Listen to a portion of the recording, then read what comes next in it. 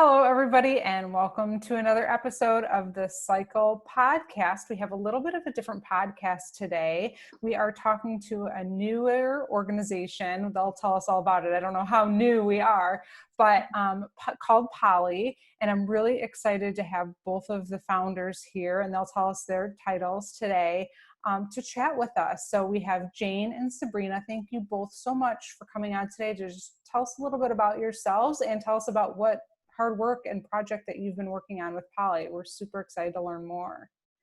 Thank you for being here. And thank you so much for having us, Melissa. We're really, really excited to be here. But I'm Jane, and I'll start off with a quick little intro. Background on me is that I was diagnosed with PCOS when I was 18. I was a freshman in college. For me, symptoms were really bad hair loss and really bad acne, as well as anxiety, and had never really dealt with anxiety before. I was fortunate enough to have my mom in my life. She still is in my life, but from a healthcare perspective, she was a huge, huge advocate for me. And she had been a nurse and had an inkling that this may be some sort of hormone issue. But even with her being an advocate and me doing my own self-education at that point, still took us a year to get a diagnosis, another year to kind of get to the point where I found a nutritionist and a naturopathic doctor to help me manage my symptoms. And in terms of just like living with PCOS, I'm able to manage it pretty well now, but just have had to go to specialists over the years and have always been amazed at how difficult it is to find a person to help you manage these symptoms. So decided around this time last year, was still working full time at a venture firm, has been around 5 years in consulting and venture covering digital health companies, and decided to kind of take a stab at fixing this issue that I had experienced with Pollie. So just create a really simple matching tool to pair women to virtual specialists based on preferences like communication style, treatment methods, a bunch of different stuff to kind of take this process of searching for a specialist down from weeks to days. And then left my job in March to start building full time, which was crazy timing with coronavirus. And Sabrina's a close friend who just jumped right in with me. Awesome. Sabrina, I'd love to learn a little bit about you and your background. And it doesn't have to be health related, anything and everything you want to share with us. Listen. Absolutely. And thanks again for having us on the podcast too. We're both so excited to be here. My background is actually in healthcare. So very focused in public health. Kind of everything that I've done throughout my career has been focused on improving the patient experience. And so I've worked directly with providers at the point of care and hospital settings, doing things like building out new programs to improve patient wait times or reducing inpatient readmissions rates and things like that. And then also have worked with health tech companies to build products and manage operations that, again, are really aimed at improving the patient experience, improving how patients receive care, and hopefully improving outcomes. So my background's in public health. I've been really passionate about that from a really young age. Like Jane, I do not have PCOS, but when she had the idea for this company, I was super excited because it's a space that is so underserved, all of these conditions, and just not talked about in general. And so to me, access has been something that's always been important, being able to improve that experience. And this is just a space that we both felt it's so needed to build something to help all of these women and people who are battling these conditions. Awesome. Well, I know that people who will go to your site will really appreciate it. So thank you for doing that work. And public health is such an important thing. So Jane, for people who are listening that may have endometriosis, but potentially they may have endometriosis and PCOS, or people who are listening are just getting into the journey, can you tell us just a little bit about PCOS? Just give us a little background. Yeah. So it's an ovulatory disorder. So it's different from endo in that case, that it's really centered in the ovaries and your different endocrine producing glands, and impacts 1 in 10 women though. So similar incidence rate to endo. I mean, when you combine PCOS and endometriosis, you get like 15 million women in the US alone have these two disorders.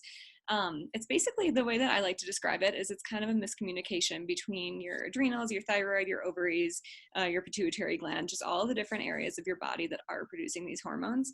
Women are on a 28-day cycle. Women with PCOS, their bodies don't really naturally go on that 28-day cycle, and it might take you a little bit more work to kind of steer the ship the right way.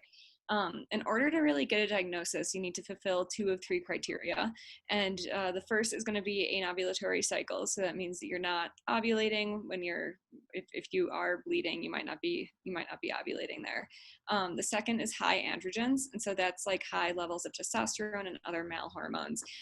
That item can really cause a lot of these like really frustrating, really, really bothersome symptoms like hair loss, really bad hormonal acne, hair growth, which is called hirsutism, so growing hair on like your face, back, butt.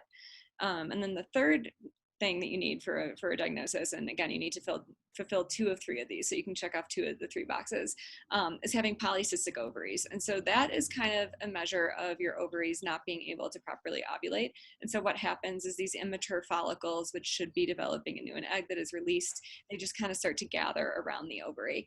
And what you end up getting is this like string of pearls. And it is called polycystic ovarian syndrome. It's a little bit misleading just because what you have on your ovaries are actually not cysts, but they are these immature follicles. And that's really diagnosed with an internal ultrasound. And so those are like the criteria. In terms of symptoms, I mean, have mentioned the hair loss, the acne, hair growth, also irregular cycles, different sorts of weight issues. There's a really high incidence with insulin resistance, and in between 70 and 90% of women with PCOS are insulin resistant. And that's a really big deal because basically your body doesn't use blood sugar effectively, and over time leads to high blood sugar and diabetes. So PCOS really, and it's similar to endometriosis in the sense where it's not just a fertility issue. I think that both disorders are oftentimes diagnosed, if you're lucky enough to get a diagnosis, at the point of infertility. But it really impacts your whole body. And I mean, similar to endo, it can increase risk for estrogen-related cancers if you are estrogen dominant. I had mentioned diabetes increases risk for mental health disorders like anxiety and depression by 3x, increases risk for heart disease. It really is this whole body issue that fortunately is manageable if you catch it earlier on. But just a lot of lack of awareness out there, unfortunately. Yeah, and actually we're recording this in September and it's PCOS Awareness Month this month. Yes. So this is, serendipitous timing to learn more about PCOS, and thank you for sharing that. And just a little bit about maybe your personal journey. How old were you when you were diagnosed, and did you struggle a little bit before being diagnosed with it? Yeah, totally. So I was 18. I had just gone away to college. I had what was called post-pill PCOS, and today that kind of manifests more so with something called adrenal PCOS. So when I was at the height of my symptoms, they were really, really catalyzed by hormonal birth control. Just quick step back, we are complete proponents of using hormonal birth control to manage PCOS symptoms as well as endo symptoms. For me, I think the particular pill I was on just wasn't really working that well with my body. Doesn't mean that another pill wouldn't have worked fine with my body. But for me, I was 18, going away to college, wanting to like make friends and go out and have a lot of fun. And I just had all this stuff happen physically that was I felt a lot of shame and embarrassment about it. Having hair loss as a woman at any age is really, really tough. When you're 18, it's even tougher because you just don't have perspective on anything.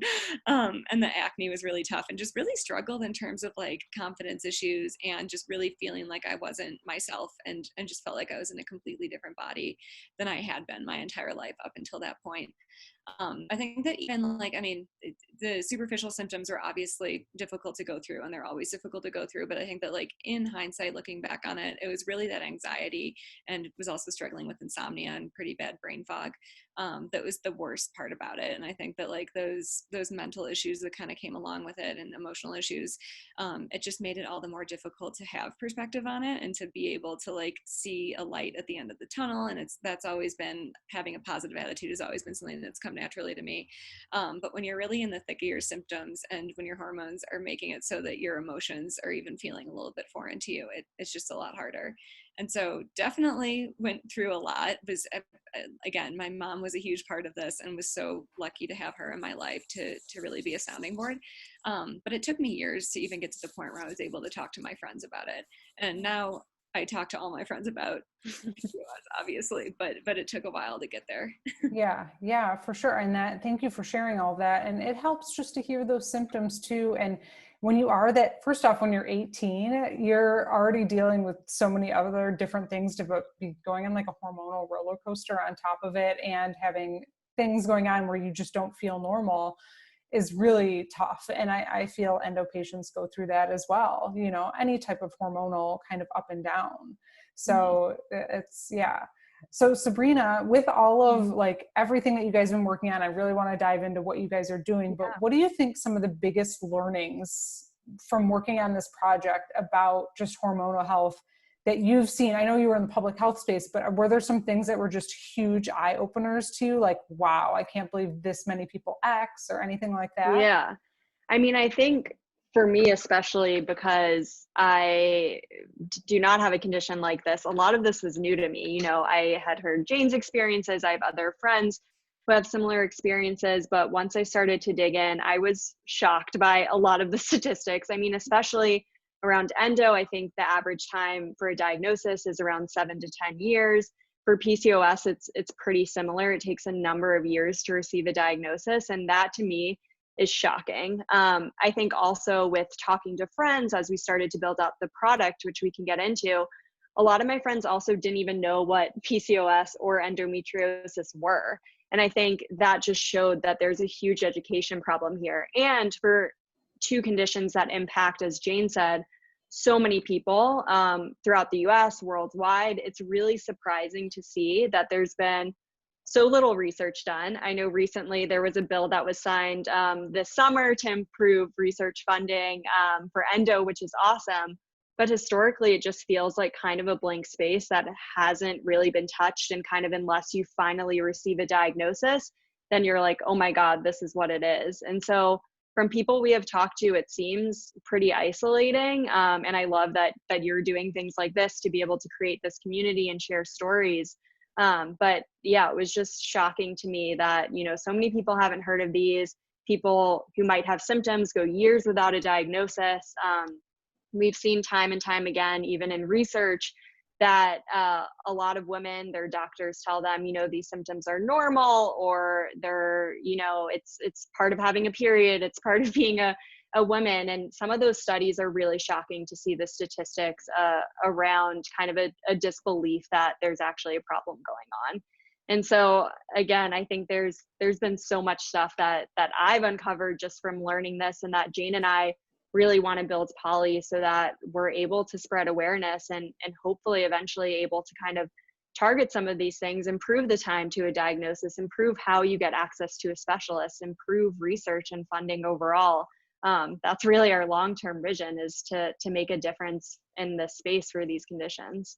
That's awesome. And that's great that you're doing that work. I mean, it is really needed. And I think, you know, 20 years ago when I started to go down this journey, I had no idea what journey I was going down. Yeah. You know, I had no clue because I had never heard of these words before. I'd never heard of these types of diagnosis, and also was told that it was normal. And I really think, and I say this all the time on the podcast, like this is systemic, because from grandmother to mother to daughter to, you know, all of these years, you're told it's normal, it's normal, it's normal. And then your doctor tells you it's normal too. So it's always been kind of just swept under the rug for so many years, be it endo, PCOS, any type of like hormonal issue that maybe just involves females. You know, I just think it's something that was kind of ignored for years, and also why there's not research and all of these things that could have been done for years and years and years. So that brings me that I love that you guys are working on this project. And I think I'd love to learn, you know, how it all started. Like, Jane, you have PCOS, so I'm sure there's part of you, you know, awareness and advocacy and getting it out there. But like, what were you doing? Were you guys like out to dinner and you started scribbling on a napkin, or like how did it come to fruition? Yeah. So the idea really started to pop up for me last summer, and just context for this was that had been working at this venture firm for several years, was starting to think about next steps for what I wanted to do. In the whole tech world, these women's health startups have just been exploding throughout 2018, 2019, what we've had of 2020 thus far. And I was starting to have some coffee chats with a bunch of these companies and kind of get to know, like, do I want to work for this company or that company, and just figure out which was more exciting to me. And just coming back to the same issue, which is that I love what a lot of them are doing. I think that they all have a purpose. It's a very busy space though. And that being said, there was just nothing that was like this one-stop shop for hormonal health. And just kept coming back to that. And there are some companies that would touch on it, but not very deeply. And so decided to just take a stab. I decided that I wanted to really meld my career experience with this personal passion of mine to try to improve this space. And so kind of thought about that through like the months of July and August, not really doing any work on it, but just thinking. Ended up visiting Sabrina actually. So I live in San Francisco, have been spending quarantine in Taos, New Mexico, but traveled from San Francisco to Chicago where Sabrina was living to visit her for a weekend. At the end of August of 2019. And it was right when I had like launched the little concept of Polly. So I had like a super basic website up and just the fledgling Instagram account. And we spent the whole weekend just like kind of talking about it and brainstorming ideas for like where it could go, brainstorming what it could be right now, thinking about like branding and messaging and how we wanted it to really be a source that combined both conventional care, so like medicine, pharmaceuticals, et cetera, with more like holistic or functional medicine. And left that weekend and just kind of took off running on it. And Sabrina had just kind of stayed along and we're close friends. Obviously we're living in different cities, but she had stayed super involved through the duration of the rest of 2019. And then come 2020, she was kind of at a point where she was ready for a career transition too. And the timing just worked out perfectly. That's amazing. So Sabrina, what did you think when she came to Chicago that weekend? Were you like, this sounds so great, this is so needed? Or were you like, this is just going to be fun, we're going to talk about it, but I don't think it's going to come to life? I 100% thought it was great. And Jane, if there's one thing about Jane, she can get anything done. She's definitely an executor. And so I had no doubt that she would be able to put something together. At the time, I had a full-time job. I was pretty committed to that. But then as Jane was starting to build it out more and more, and as 2020 kind of came along, the timing just worked out well. And she had already done some testing, had kind of proven that the concept was needed. I had done more research on everything too, and just saw that, wow, okay, this is something here that no one else has really touched. I've also worked in health tech, so I was very familiar with a lot of the companies that are coming out there. And so I was just super excited to be able to join her full time and start this in March. Awesome. That's great. All right. So Jane, tell us, what is Polly? Tell us everything. Yeah. So Polly is a telehealth marketplace for women's hormonal health. Where we really want to take it is to be more of like a clinical manager for what we call complex chronic conditions for females. So that's thinking about like autoimmune disorders, digestive disorders, all these sorts of things that are really intertwined. Even thinking about like Pcos and Endo, which we've been using a lot just as little use cases during this talk. There's a really high comorbidity rate between those two disorders. And a lot of this stuff has been traditionally underdiagnosed, just kind of thrown on medication or sent away from your doctor and told, come back to me when you're trying to have kids. And they're all really, really correlated with one another. And so what we do right now is we're a platform that matches women to virtual care specialists. And so thinking about like nutritionists, health coaches, lots of like naturopathic doctors and different functional medicine providers. And we're currently working on getting more conventional practitioners onto the platform, but matching them to these telehealth specialists that are in many cases able to practice across state lines, which really helps with access based on these preference criteria. And so I had mentioned earlier, we had like communication style is a criteria, treatment methods. So if you are eating vegan for ethical reasons or just because you want to, we wouldn't force you to be with someone that wants to put all their patients on a keto diet. Different sorts of specialty areas. So if you're working on like infertility or like hormonal acne, just different sorts of like life stages and specific symptoms that you might want to be working on, as well as like whether or not you want to get lab work done and do some at-home testing, or if you kind of know where your body stands and if you want to go more of like you're looking for weekly accountability, you might want to work with a health coach. So basically it's this really quick 2-minute quiz and you fill it out and you get matched automatically to 3 providers in our directory.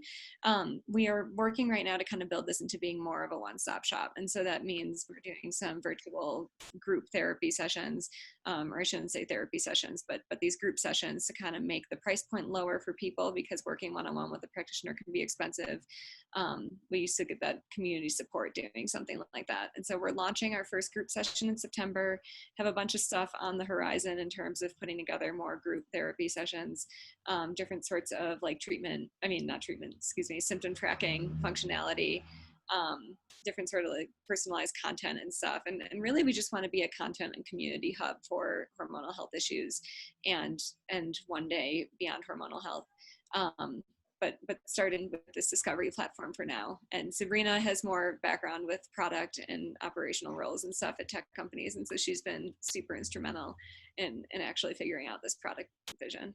Okay, so that makes sense. So Sabrina, how did you guys find these practitioners, or what, like, how did you get started, or do you have to vet them, or like, what's your process? Yeah, no, that's a great question. So we started with kind of this primary focus of independent practitioners. Jane mentioned a few examples: nutritionists, naturopathic doctors, so more on the functional medicine side, health coaches, and a lot of these people are trying to run their own business, right? They're small business owners. They have a number of clients, but they want to spend their time working with their clients versus trying to actually market themselves through Instagram and social media, which is incredibly hard to do. I'm sure you understand. Yes. And time consuming. And so for us, the initial outreach, which Jane did a lot of, was reaching out to people that we found, quite frankly, through social media, saying, we have this new platform. Would you be willing to try it out? And a lot of these providers were, and the platform right now is free for providers, so they can sign up to be part of our network. They go through a pretty quick application, but it gets into kind of what their preferences are, really specific details about their practice style and about their practice. And then we also do have a third-party credentialing service that, for credentials that are of a certain level, we do vet those to make sure that they're properly credentialed. But really, again, like, we want to support these providers who are trying to build out these independent and small practices. We want to be able to showcase them, and especially those right now that are super focused in this area of hormonal health. And so we're really targeting providers who, they work, say, exclusively with PCOS patients or exclusively with endo patients, but they have really deep understanding in these verticals, which is what the patients who are currently coming onto the platform are looking for. Right. So basically, you're taking the time out of someone Googling and searching and trying to find maybe right now a functional medicine doctor in their area. And as you grow the platform, you'll have, more types of doctors on the platform. Is that correct? Yeah, exactly. And this is something, Jane went through firsthand, but it's so hard to find these specialists. Even if you, right now, like I said, a lot are on social media, but that's incredibly time consuming. You're searching hashtags, you're trying to figure out if you like the provider, and then you still don't even know, when you book an appointment, am I actually going to like this person? And a lot of the times, these providers are working with you for months. Like, they're very personal sessions, because you're looking for that additional support that you might not be able to get from, say, your OBGYN who you see once or twice a year. It's just a different relationship. And so the kind of core idea behind starting Pollie was that we're trying to match you to someone who we think is going to be a good fit based on what you've said, and then based on what the providers told us. And so taking out some of that guesswork too, so that okay, this is someone who aligns with kind of what I'm looking for, and hopefully it's a better fit than if you were spending, hours, weeks trying to Google someone. You finally find them, and then you're like, oh, this isn't actually the right fit for me. This isn't who I want to work with. Right. And then as you grow, of course, this is going to be the tough question, and I'll give it to Jane. As you grow, what if you get negative feedback, or, I'm sure you've thought about this, like 5 people go to this one provider, but they're just not getting the treatment that they want, but then maybe one person likes them. Are you guys going to have a rating system, or how are you going to deal with that kind of aspect of this? Yeah, so we really do want to build ratings and reviews in, so that it's a pretty transparent platform where people can see what other people are saying about the providers on there. We're kind of thinking about, this all might change with time, but we're thinking about how we do want it to be a transparent tool, and we don't want to build something that is completely like just taking these people out of their jobs, competing with all of these small business owners, and doing everything in-house ourselves.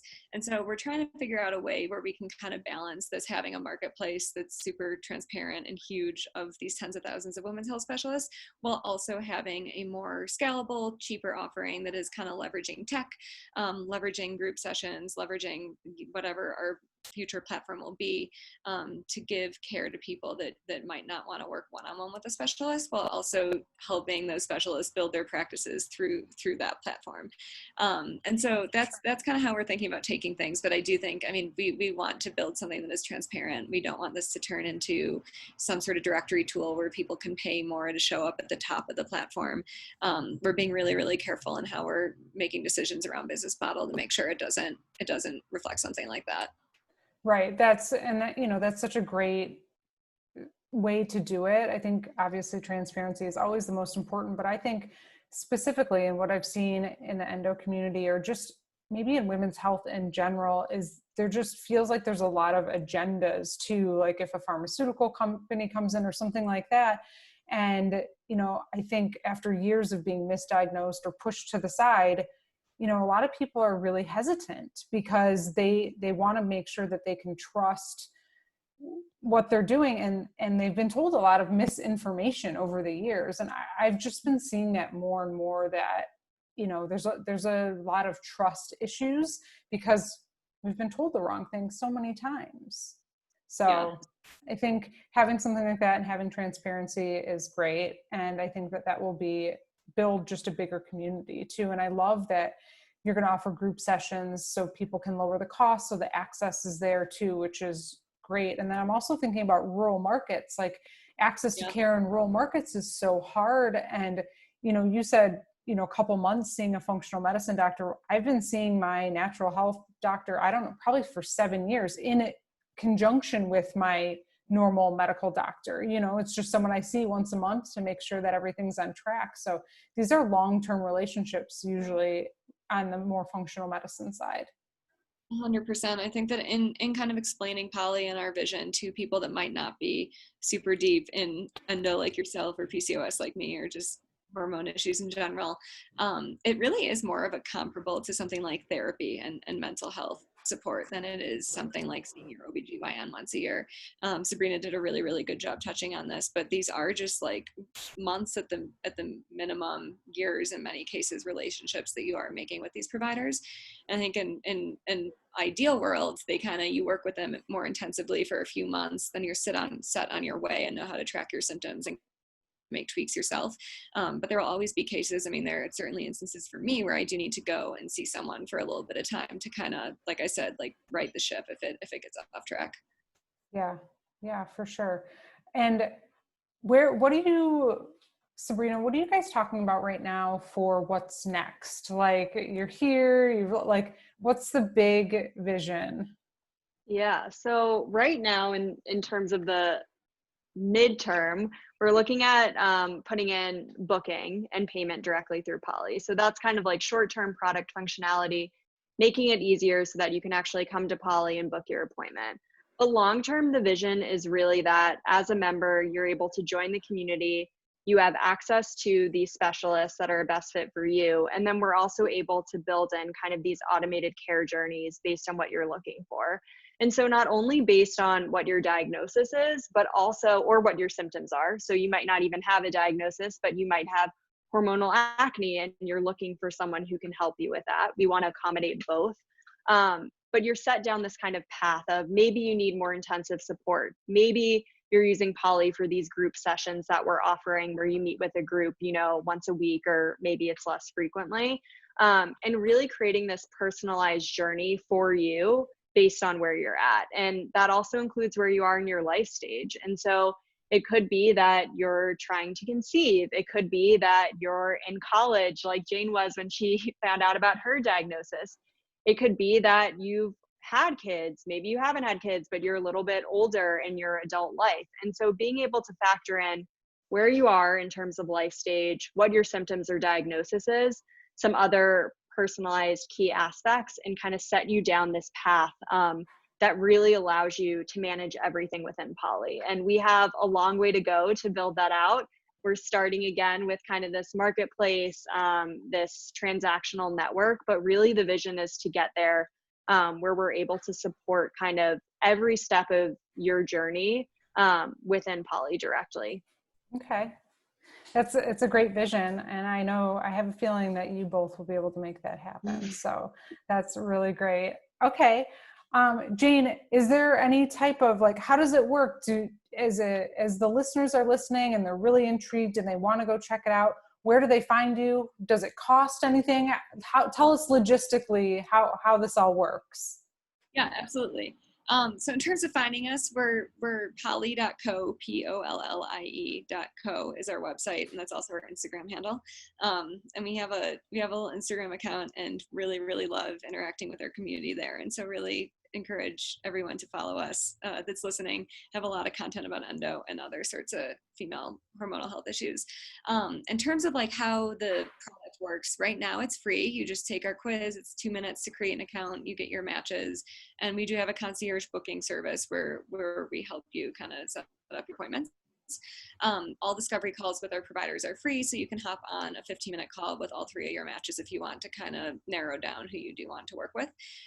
In terms of the future, we're thinking about, we are soon-ish, within the next few months, going to add in a consumer subscription to be using our services.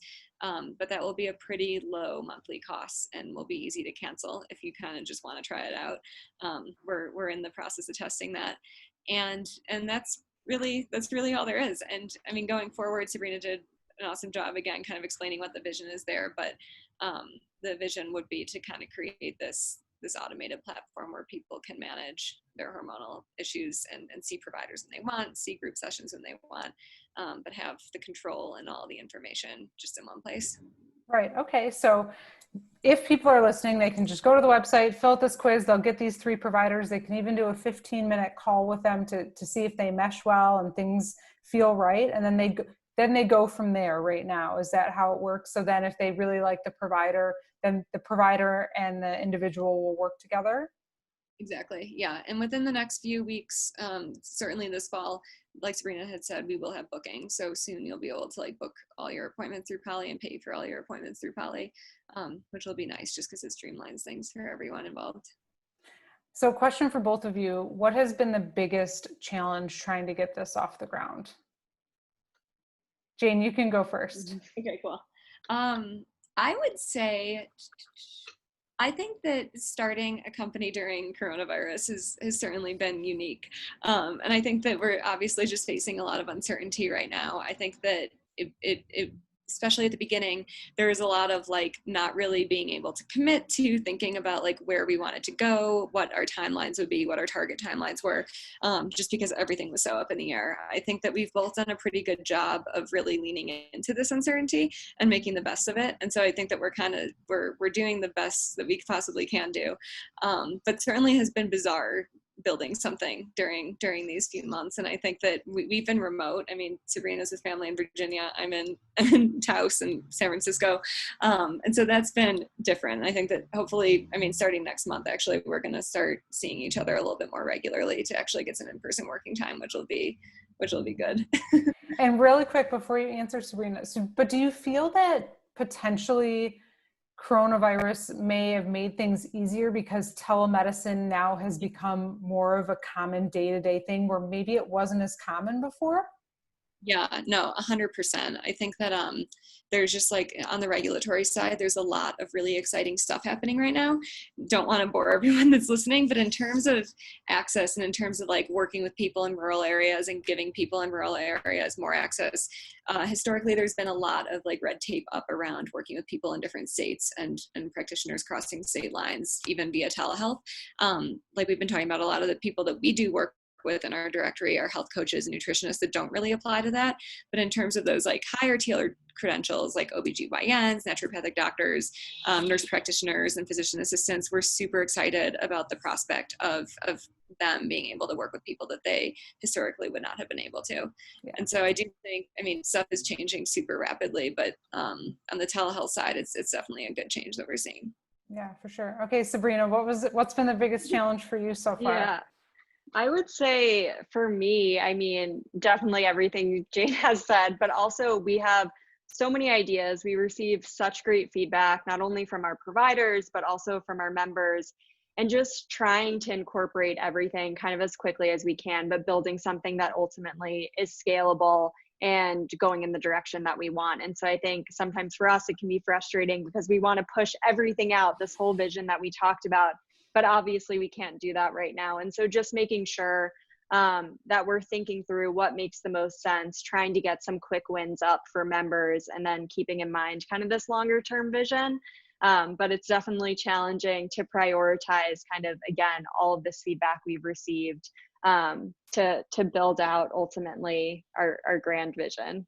Yeah. There's only the hard thing with startups, as I'm sure you both know, there's only so many hours in a day. Yes. And you want to do it all, but it is not possible. And especially, if you have health conditions, I mean, we all need to take care of ourselves better and slow down. So I think it's very hard in the startup. Well, I really appreciate you both chatting with us about Pollie. I say everyone go check it out. Check out the website, pollie.co.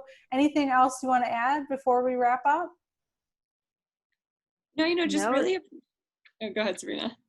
No, I was just going to say, it's probably the same thing as Jane. We just appreciate you taking the time. And, we love and respect what you're doing, so much of the community that you've created. And so thank you for letting us share kind of our story and what we're doing as well. Yeah. And just, when I saw what you were doing, just so people who are listening, if you're in the beginning of your journey, middle, end, wherever you are with your kind of diagnosis, you're feeling better, you're not feeling better in the beginning, functional medicine has played a huge part for me because, specifically for me, endo's chronic. So I do acupuncture, I do supplements, I do all of these things, but it took time for me to find the people that I felt the most comfortable with. And it's a lot of time and money. And to kind of narrow that process and make it much easier is really also another reason why I just want to say you guys are doing great work. And I appreciate it as a patient, because to save time and effort and money is huge. So anything else you want to add, Jan? Can't talk. Jane, before we wrap up? No, just would like to echo Sabrina's thoughts and just super grateful for what you're doing with your community here. I guess something that I always like to tell people, I think like for years I was kind of a lurker on podcasts and blogs, or podcasts like this and blogs. And it really took me a while to like speak up about my own PCOS. And I do think that for anyone listening that may not have shared their experience with endo, even just with like one close friend or a sister or close family member or something, I really do think it can be cathartic. And I think that in general, it's just really great to spread awareness about these sorts of things. And knowing someone that has a hormonal health disorder is, if you don't have one yourself, is like the number one way to really understand what people are going through.